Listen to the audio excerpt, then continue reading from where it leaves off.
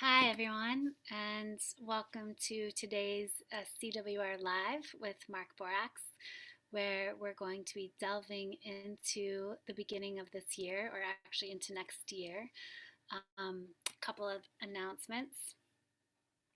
Today is going to be our final CWR Live until February. So definitely nurture yourself with this one because we're taking a break and then we'll be back at it again the first Wednesday in February.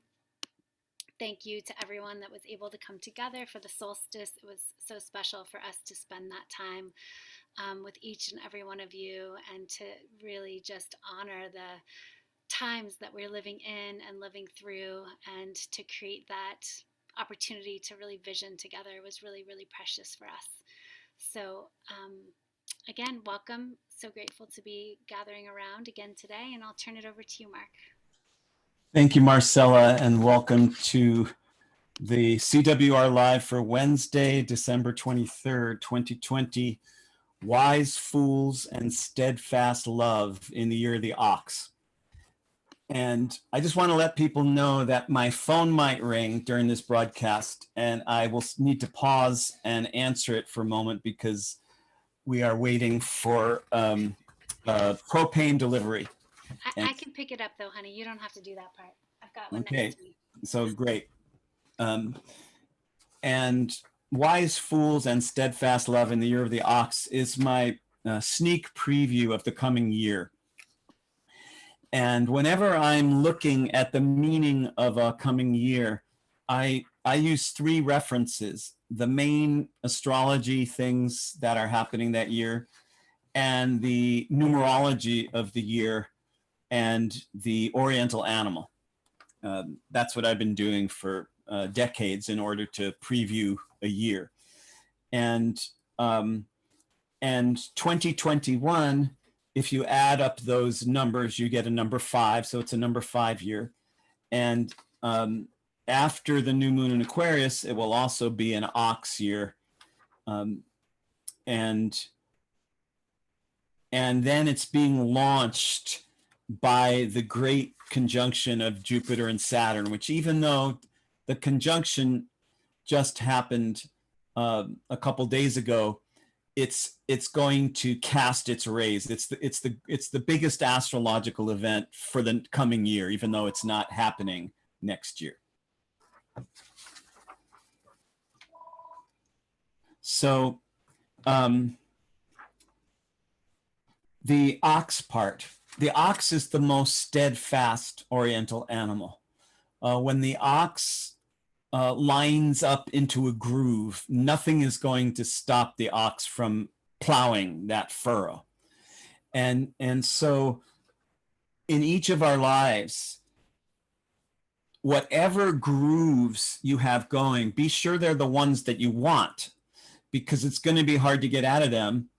And so if you're in any habit patterns in your life, if you're in any furrows that you really don't wish to plow, you better get out because the ox is going to be continuing. It's the deepening continuing. But if in your own life right now, the groove that you're plowing, the habits that you're doing, the way that you're going are the ones that you want to plow, you're going to have a lot of support for plowing them. The ox does not like to switch tracks. The ox does not like to unplug habits. And so habits and patterns are one of the areas for growth and understanding, illumination. In the year of the ox, you got to look at what you're doing. And so out of all of those tracks, if what you're doing is what you need to be doing and what you love doing, you're going to get a lot of ox power to keep doing it, to deepen it, to have it become more rewarding, more successful. The wise fools part of this is connected to the 5 in the cosmic numerology I use, which is different than the numerology most people use, because I learned it from Elias Lonsdale. And the 5 is an interesting number because it addresses the duality of each of us being completely naive and innocent and uncertain and wise and masterful and efficient.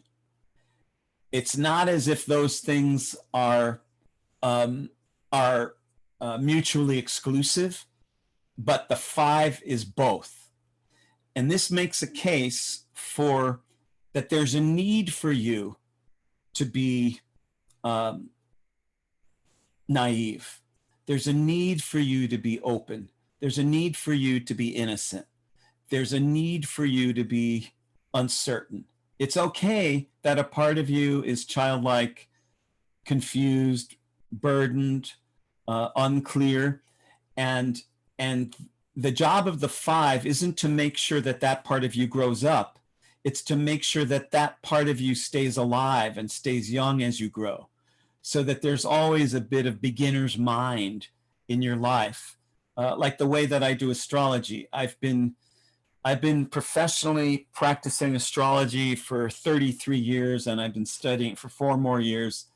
So what's that, 37 years. And yet my experience with almost 40 years of astrology isn't something I rely upon. I also rely even more upon my my improvisational ability to find out all over again what is Gemini. Not to think, oh yeah, I've known Gemini. I've done readings for 5,000 Geminis. I know Gemini. No, yeah, I've done reading for 5,000 Geminis, so let me figure out what Gemini is. You know, it's jazz. Like there's this song that's been played before. What makes jazz different than classical music is there's this song that's been played before, but you have to find some new way to play it every time you play it. Otherwise, it's not jazz. I do jazz astrology.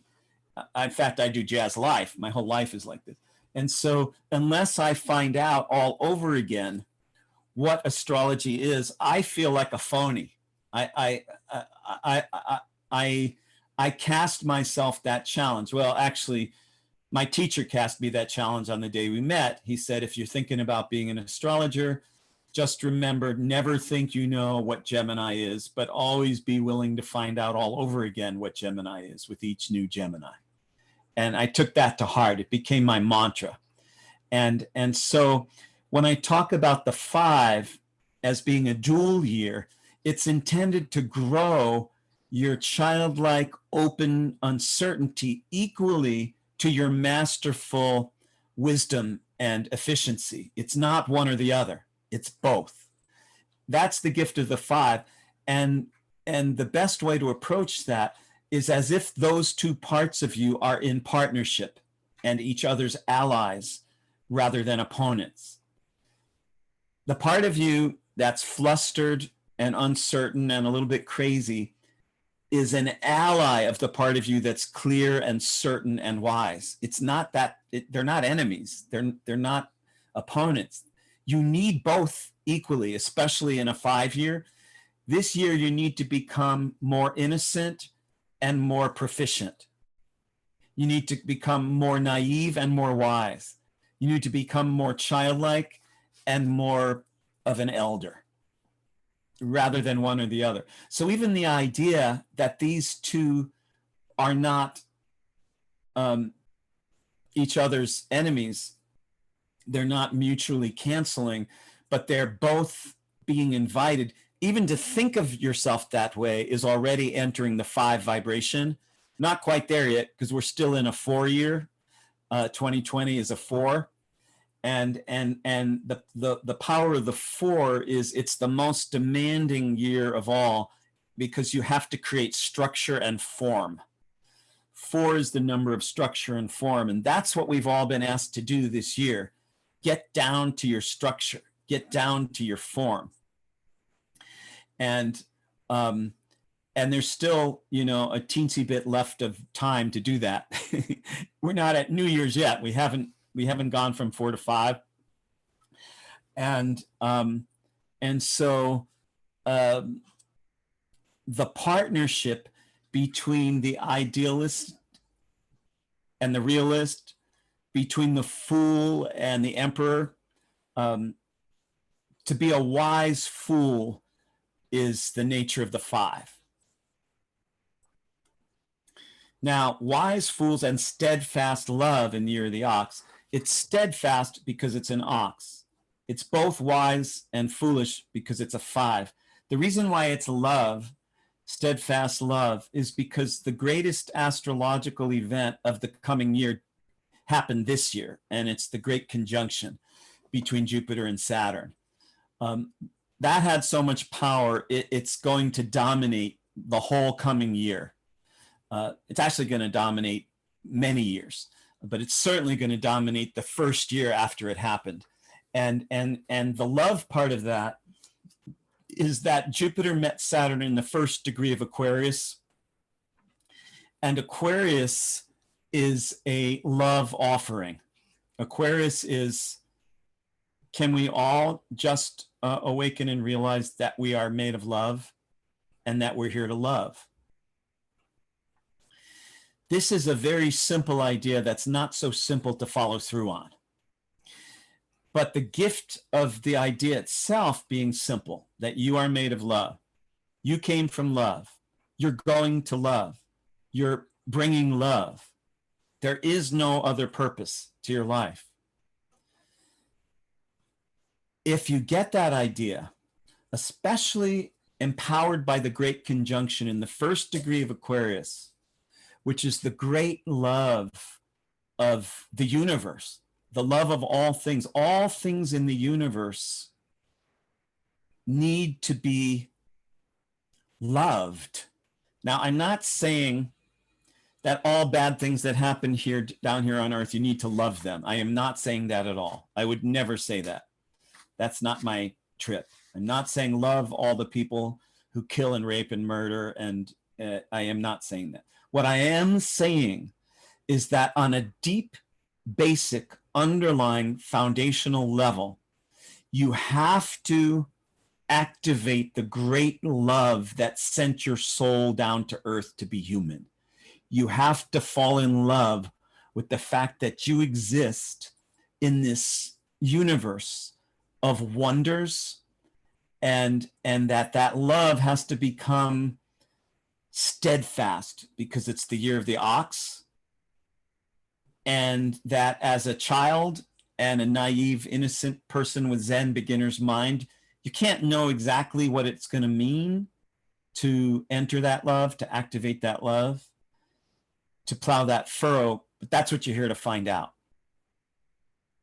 Okay, so the rundown on 2021 is it's a 5-year. After the new moon in Aquarius, it'll be an ox year. It's taking over from a rat year. We're still in the year of the rat. The rat is a teeny animal. The ox is a big, huge animal. And so the concerns of this year, especially as a 4-year structure, as a rat year, getting into the nitpicky stuff, the little stuff, the stuff that drives you crazy that you have to deal with. The ox is bigger. It wants to plow a furrow. It wants to succeed. It wants to move forward. If you're moving forward in love and realizing you're not just wise, you're a wise fool, you won't hold it against yourself. The parts of you that feel overburdened and clueless, a lot of people are going to feel overburdened and clueless in the coming year.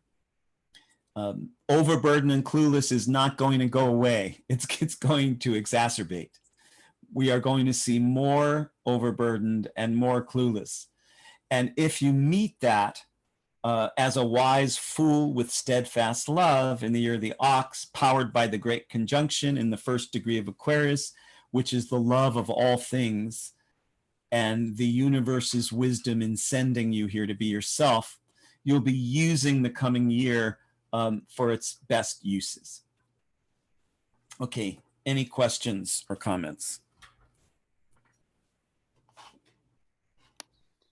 I'm trusting that you all know how to do this jazz. So please feel free to unmute and weave yourself in.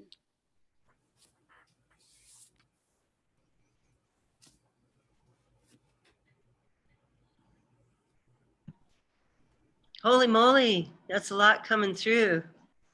I love the steadfast love of the ox. It feels really steadfast. It just feels like this deep furrow that we get to go into. And I mean, here I am before the year starts with all this hope. And once we get into it, I know it's not necessarily going to be, you know, I can see the shadow of it becoming burdensome as well.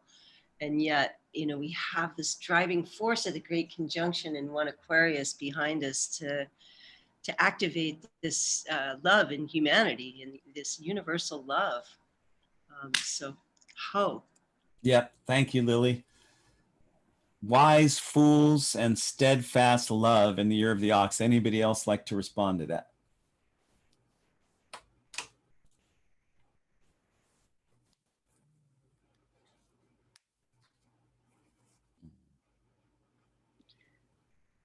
Well, I have to say, as a double ox, I'm pretty excited about the tone of the steadfastness love of the ox rather than my, putting the drudgery of the cart on my back and carrying it for another year, because that does not feel like what's aligned for me.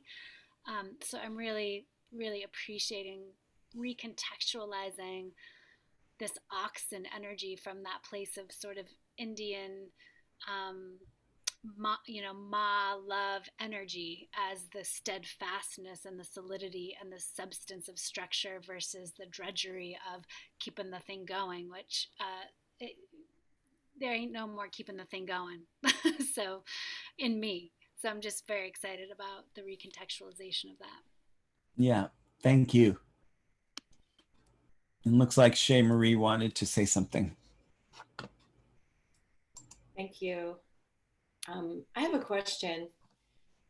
As you were speaking about the love portion of what you're sharing, you spoke about something that comes from the love of even before we came into the world. So yeah. I was wondering if you would talk more about that, and also, I don't know if it's okay to ask two questions, or yeah, it's okay. It's okay. Okay. The other question is, when you speak about the overburdened and clueless, I'm still trying to tap into this energy, and I'm wondering if you could speak to where that comes from. Is that because it's a large ox, or I'm just curious. So those are my two questions. Thank you. Thank you. All right, let's take the first one first. Your life is the result of a choice that your soul made to emerge down out of spirit back into the land of matter. It was a love that your soul had for being human that brought you here. It was the desire to use your humanness as an instrument through which to bring a cosmic message, a cosmic consciousness down into the human mix. You are a gift of love. Spirit sent your soul back down into the body so you could use that body as a vessel. And the message is the message of the wholeness and the interrelatedness of all things. And especially with the Great Conjunction in the first degree of Aquarius, the wholeness and the interrelatedness of all things, which is another way to say love. You could call that a kind of love. The wholeness and the interrelatedness of all things is one version of love. That's why you came here.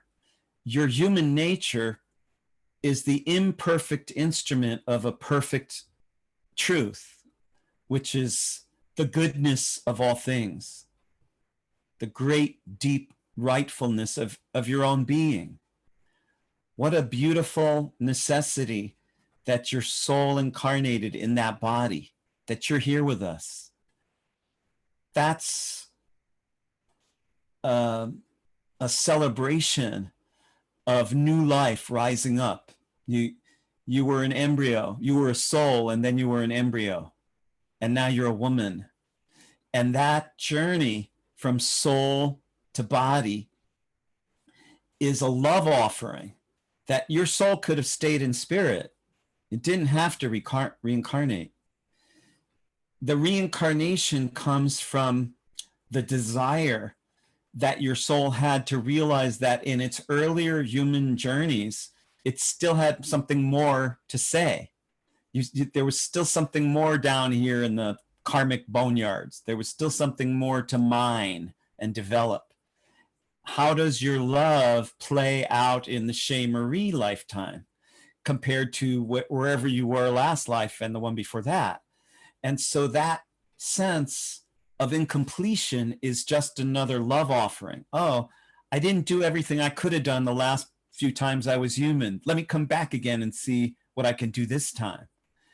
And when you allow your very existence to be a love offering, then, you get to mess up, you get to be imperfect. It doesn't always go the way you want it to. There's still a bunch of things you have to learn, sure. And you're also a wise fool. You have a lot of wisdom. You have the experience of what your soul went through in your other lives. Even if you don't consciously remember all those lives, you have a built up, accumulated cellular wisdom of experience from those lives and from those deaths. You learned a lot from each time you died. And in this life, when you awaken to the guiding underlying force of even you being here as a love offering rather than the burden of having to work off karma. Oh yeah, I came back because I built up a lot of karma and I'm not perfect and I got to make myself perfect so then I won't ever have to come back again. When that switches to love, then that love streams all the way back down the chain through your origin of each of your lives.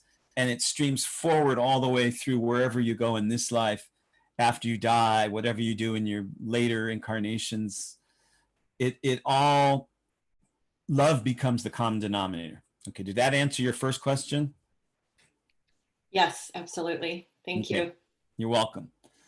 And now your second question about the overburdened and the clueless part of it. I'm sorry to interrupt. I just want to let you know that I have to step away to talk with the standing plow. Okay. God of the universe. Okay, thank you. I'll return as soon as I can. Okay. I'll try and manage without you.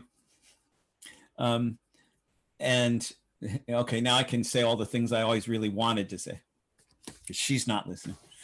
Okay.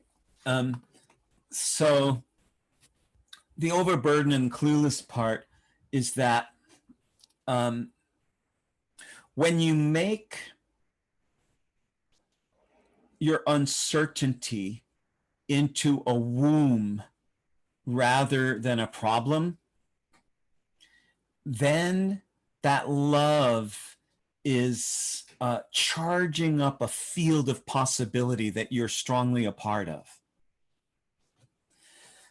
So that the burdens of, oh my God, the world's falling apart, there's COVID, the Republicans, the politics, the earth, there's many things to feel overburdened by.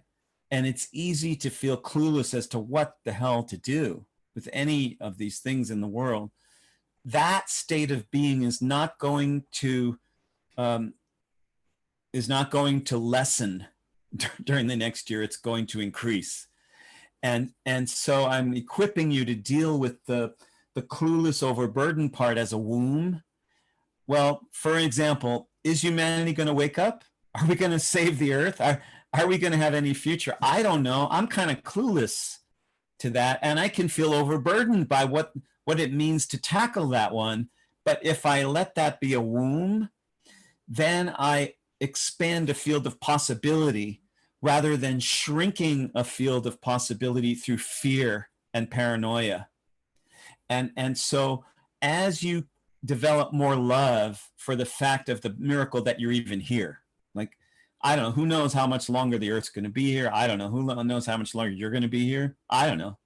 But regardless of that question, if you awaken to the wonder of being yourself in that body, that exquisite instrument that your soul chose to inhabit through one incarnation, then the wonder of things starts radiating possibility wombs in the place where confusion, wrongness, paranoia, self-negation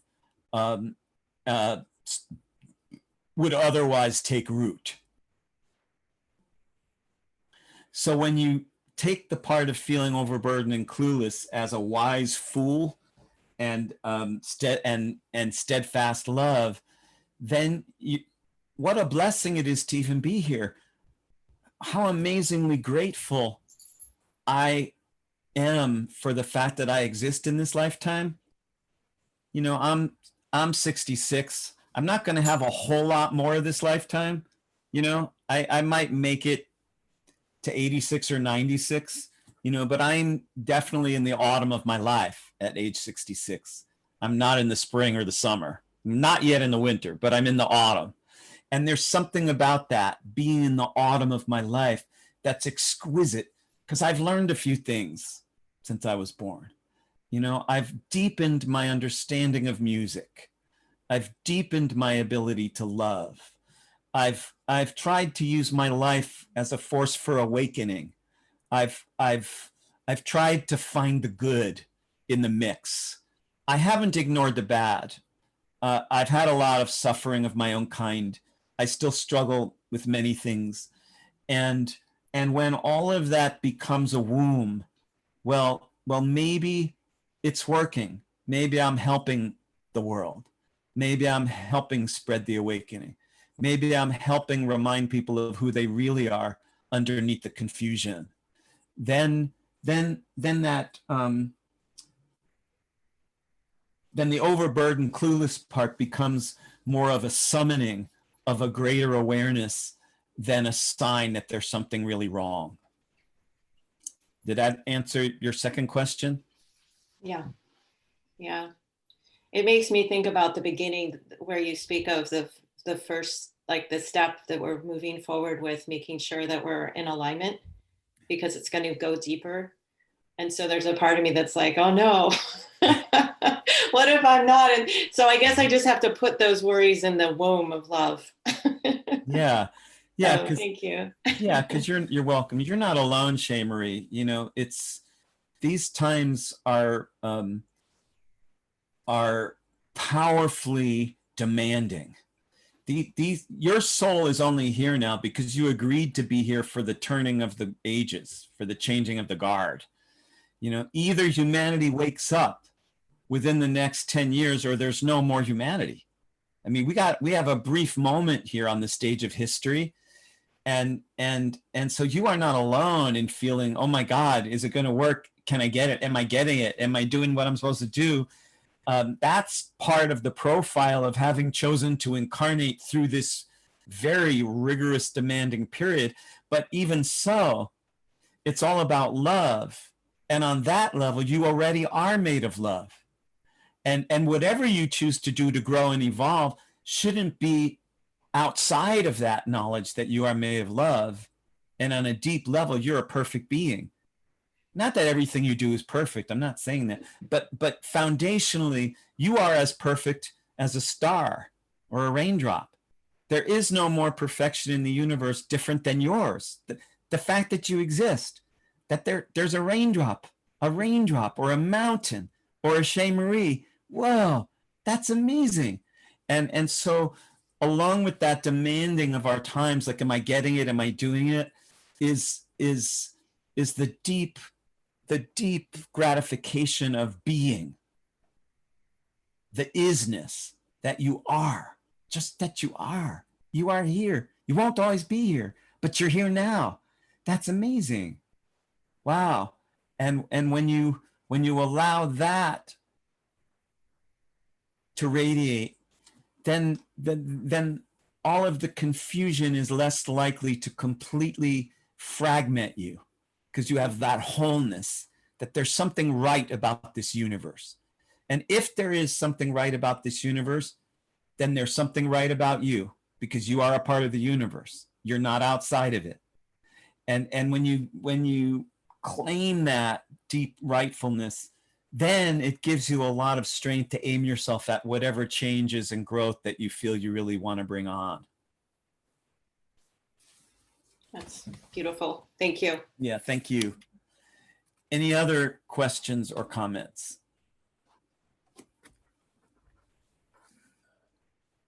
Yeah. This ox, I make it into a cow in the Netherlands. And yeah, but maybe it's easier to relate, like a cow in the meadow and digesting, being so at peace and digesting. And my Ceres is 1 degree Aquarius, so this whole Saturn going over that too. So I'm imagining how to deal with the right nourishment, because I do agree with your gratification, but in this world is not, for me, it's I very often, I don't really know the right choices at the moment, you know, what is really nourishing and what is really depleting or getting me off track. So I wish you would say a little bit more what next year might bring of a good nourishment. Yeah, it's true. The cow has a lot to do with digestion, with those 4 stomachs. There's a lot of digesting going on. And so there's going to be a lot to digest in the year of the ox. And as far as distinguishing between what's nourishing and what isn't, it's an experiential learning, because some of the things that might be most nourishing for me might not at all be nourishing for you. And some of the things that fail to nourish you might incredibly nourish me. You know, we all have a different sexuality. You know, there's like 3 billion versions of sex. There is no norm. What's right for one person might be completely wrong for another. And so the nourishing question, it has to do with trusting your instinct and tuning in to what your deep body is telling you, not just the top of your cravings, not just what everyone else is doing. You know, for everyone else around you, it might be really nourishing for them to be vegetarians, and that might make you sick. And so there is no one standard of what's nourishing. It's because your body is a unique vessel that you have to learn the deeper language of what your body is telling you, not just your body's cravings, not just the top of your body's desires, but what your deep body is saying. And there's a way to use your body's wisdom as a compass to follow its true north. So you could stand in a room, let's say at dawn one morning, you could stand in your living room or in a place in nature, and you could slowly rotate 360 degrees and ask yourself, which way should I go today? And you could just slowly rotate and notice if at one of those rotations, everything opens and pulls you in that direction. And to test it, you keep rotating, and maybe that pull diminishes and you keep turning in a circle. Maybe that day where the universe wants you to go is in a north by northeast direction, or in a southwest direction, or due west. And you can't know it ahead of time because you're trusting your body as an instrument, that your body has wisdom. It doesn't just have sensation, it also has wisdom. And if you tune into your body as a compass and practice your skill of listening to what your body is saying and trusting what your body is saying and testing it out. You don't have to just like blindly follow it. You could test it out. You could tentatively go in that direction and see, does it feel like the rest of the universe is really responding to that particular direction?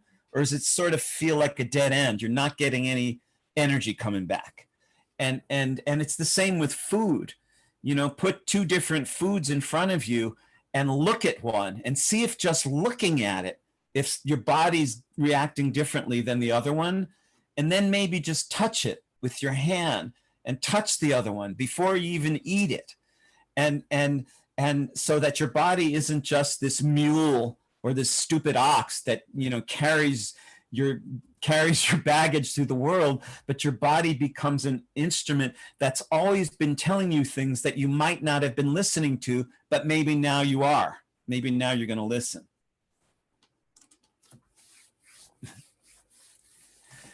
Anybody else? Marianne. Yeah, I just to kind of continue on that topic, I have really experienced this time of COVID as, you know, being sent to our rooms to contemplate, you know, what we've been doing and what we're going to do. And what it has really helped me to do is firmly establish a regular meditation practice. And what I find with that, even if I tell myself, okay, I'm going to sit for 5 minutes, it always is more, but that is becoming my compass. I find that when I can actually, you know, do a few techniques, I use a little pranayama, whatever, there's so many different ways to approach that, but just to quiet my thinking mind enough that I really settle into my heart and my body and my being, then guidance comes. And I just am very excited to have really established that as we're going into the year of the ox, because I definitely want to create a deeper furrow there. Yeah. Thank you. Thank you for that. And that's a good, that's a good witnessing of how a little bit of direction placed in the appropriate furrow can go a long way. You know, there's a big difference between meditating for 5 minutes a day rather than years with no meditating because you didn't have the time. There's a big difference between no yoga or 10 minutes of yoga a day, because it never stays 10 minutes. Pretty soon it's 15 and 20 and 30. That's a lot different than no yoga, which keeps staying no. So those intentions to, this is the furrow I want to plow this year. You know, this is the growth I would like to bring. This is the productivity that feels right for me. This is what I like to use the ox of me for. The ox is an incredible animal for getting things done, for carrying things. And so, you know, in the year of the ox, we're all honorary oxen. And you know, you have strength in your body, you have strength in your will, you have clarity and power in your thoughts, in your consciousness, in your feelings, in your mind. And all of those can be used in whatever furrow you wish to plow, where just even a little intention sent that way on a regular, steady basis. That's the key with the ox. It doesn't have to have a massive amount of change and growth. It needs to be steadily applied in the same direction, even if it's just a little bit. So that way you're not going against yourself or just throwing up your hands and giving up because you don't have a lot to put in. You know, when I started writing my current book 2 years ago, in my life at that time, I didn't have a lot of daily time. And it's important for me when I write a book to write every day, 7 days a week until the book is done and not miss a day, because that's what my literary mentor, Ray Bradbury, told me. He said, Mark, if you want to write, you need to write every day. Don't talk about your book until it's written. After it's written, talk about it all you want. The energy that you would use to talk about your book is energy you should use to write it.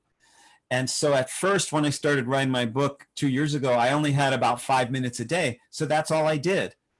I opened my document on my computer. I wrote down a working title of my book, and I launched a sentence, and the 5 minutes was up, and I had to get back to all the other things I needed to do that day. And I closed the file. And I did the same thing the next day. And I did it as first thing in the morning because I find there's another magic. If you want to make a change in your life, if you do it the first thing when you wake up, even if you only do it for 5 minutes, it makes a huge difference than if you think, oh, I'll get back to it later. And so now what I do every day is I do yoga when I first wake up, and then I do my writing. And then once I've done my yoga and my writing, whatever craziness the rest of the day brings is okay with me. You know, that's just the way that I'm cut out. So thank you for that. There's something along that line that keeps coming up for me, and that's something I read from Yoko yesterday, where she was saying, we can be small pebble people. We can just toss a small pebble of love and peace into the stream of humanity and just know, you drop a pebble into the ocean and you just know that it's getting through. She said, don't bring a big rock, it scares people. Yes. But yeah, small pebble people. It reminds me of an Emerson, Lake and Palmer song, First Take a Pebble. This is a beautiful song.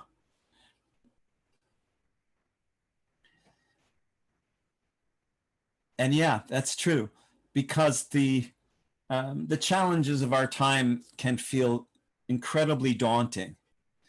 And the ox is not daunted. Yeah, there's a wall there. I'm going to walk through it. Yep. I'm just going to walk slowly and steadily until the wall is no longer there. And so wise fools and steadfast love in the year of the ox was my phrasing of combining the three main features that I use to look at a year: the main astrology, which the coming year I feel is still the Jupiter-Saturn conjunction of solstice day this year. And because it's in the first degree of Aquarius, it's the innocence of the Aquarian age, that all you need is love. And I second that emotion. All you need is love. It just has to root deep and go far. And the wise fool part is the 5, which is the combination, the partnership of your innocent naivety and your high wisdom, rather than one or the other. It's the partnership of both. And the steadfastness is the ox. This is going to be my last CWR Live for quite a few weeks until February, because I'm taking a vacation. And I just appreciate each of you. I thank each of you for joining us and for spreading the tribal drumbeat, spreading the news of love and wholeness, especially at a time of massive paranoia and fragmentation. I am so honored to call this circle and to sit with each of you and to interpret the stars in my own way and to offer you hope, gratitude, regeneration, magic, and truths as I share them around this campfire of the ages, where our souls have gathered to regenerate our species. Deep thanks to each of you. Marcella, is there any final thing you want to add?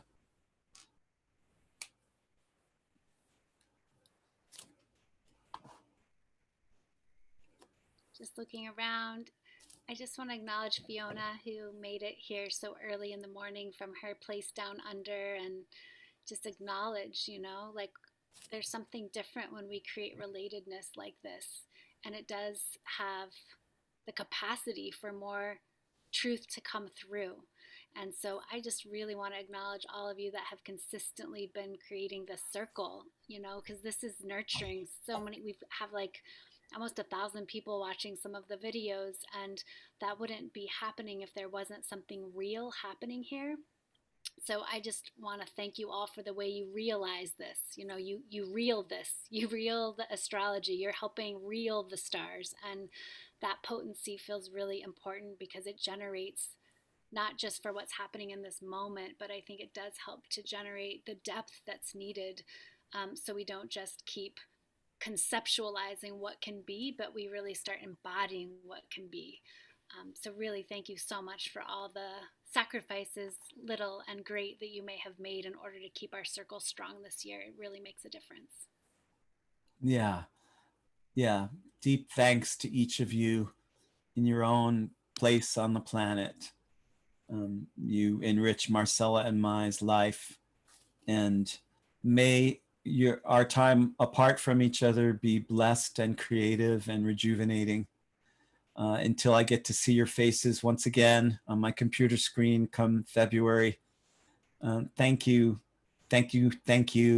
for being who you are, showing up and joining our circle. Much love until we meet again. Yeah, many blessings. A wonderful holiday. Thank you. Much love. Thank you. Thank you so much. Thank you. We'll appreciate this time together. Thank you. Thank you. Aloha. Aloha. Aloha. Aloha. Thank you so much. Thank See you in a you, while. Shane Marie. Thank you.